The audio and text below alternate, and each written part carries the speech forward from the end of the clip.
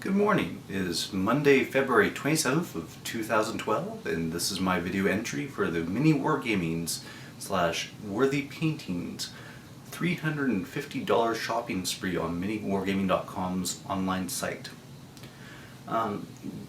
Given that I am relatively new to the whole 40k tabletop wargaming, I figured I'd go and give some advice that probably would have been useful to me a couple of weeks ago, and a few items I just generally don't see on online tutorials of painting. The first thing I'd recommend for anyone who is they are getting into the game, they've learned the rules, and you've picked an army. Good stuff. But before you go and buy your paints and brushes and all that sort of stuff, go and take a moment or two to observe down at your local gaming store. For mine, it's Dragon's Den Games down in Saskatoon. For yours, it might be a Games Workshop location or another mom and pop shop somewhere else. Go and see if anyone else plays the army that you do, and look at what they've done for painting. Now that you've seen what they've done, you know what you can avoid. Because I'm not saying that they've done a bad job, but I know that down at the den, there's two other people who play Necrons to any extent, and they both have the same paint job.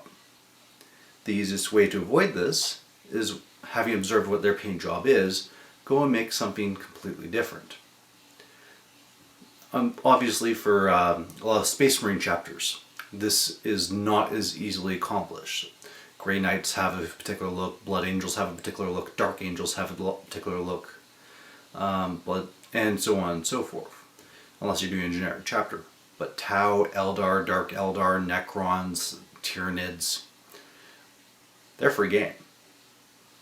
For example, I got this little guy here, this nice little Cryptek, all teched out a la Tron. I'm working on a Master Control Program Necron army.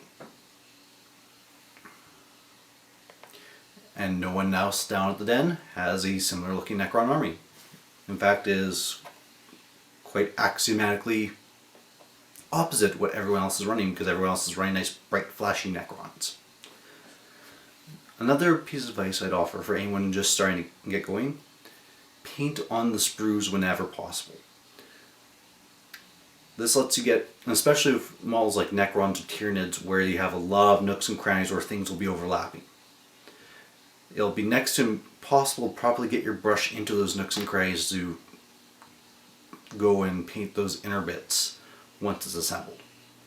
I found that out the hard way with this guy, as well as with my Necron Lord.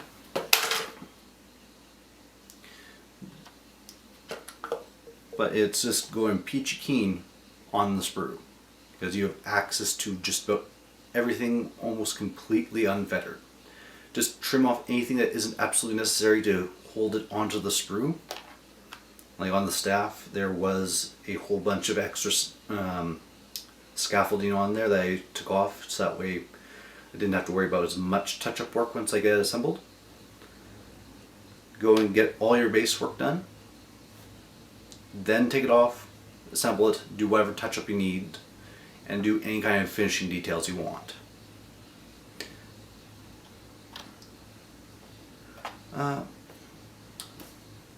That's the big ones I can think of for the moment. I hope you've enjoyed this advice, and hopefully I didn't ramble too much.